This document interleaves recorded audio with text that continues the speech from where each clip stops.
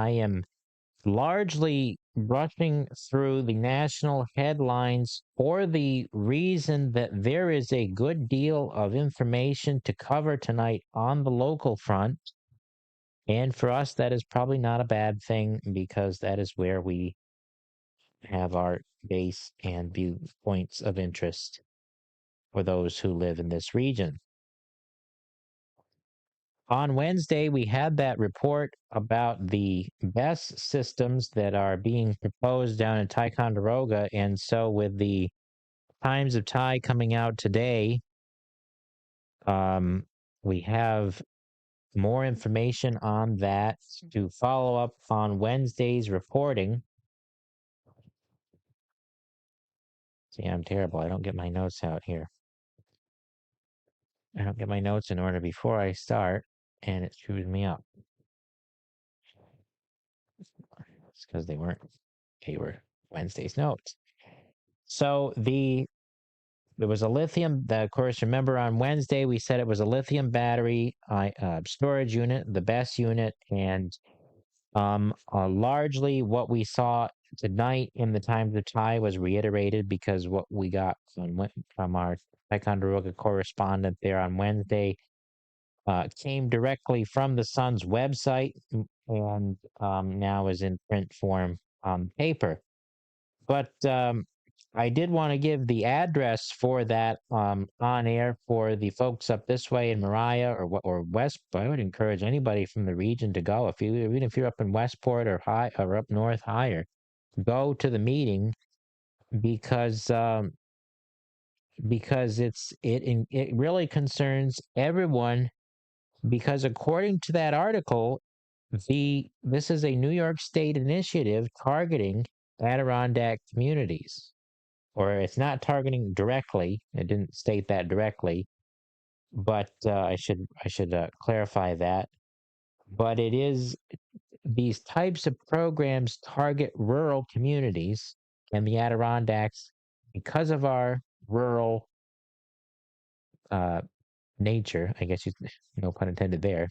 Our rural way of life, you might say. We are a prime target for these projects. I'm sure that there are many other parts of New York State as well that would be um, literally on the chopping block because that's what this is designed to do. It is to literally pillage the land here. And I don't want to say the word that typically goes along with that on the air, but that is really what that is doing to the land. It is destroying the land in a very visceral, real, raw way. It is destroying it and making it unusable for anyone in the future, especially if one of those fires breaks out. And those solar panels being out in the community this week for some of the community events that have been going on, managing to get some information on how those solar panels work that we see all over Ticonderoga. Moriah has them as well.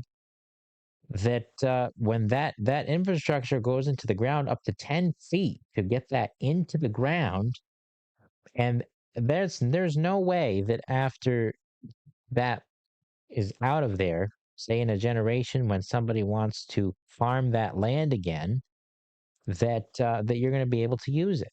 And we here in the Adirondacks do not get that power. It goes to Canada. Of course, I said New York City just as an example, but I believe where it goes here is it goes to the Canadian grid being so close.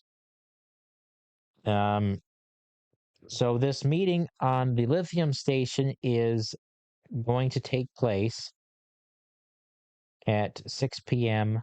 on the 14th at the Ticonderoga Community Building at 132 Montcalm Street. So that's the address to put it in your GPS for those of you like me who don't exactly know where that is. But so what it is designed to do is absorb excess power on the grid or from the grid, and it sits into these the storage station, sits in these batteries for when it's at its low point. And Jim O'Brien noted in the article that if it runs according to its design, it would help. And nothing in this, and I'd like to point out, nothing in this fallen, broken world of ours ever runs according to design, and especially all of this renewable energy infrastructure that we have seen crop up in the last few years. So that's all I'm going to say on that for now, because I could be here all night talking about that, and I don't want to take up all of your time.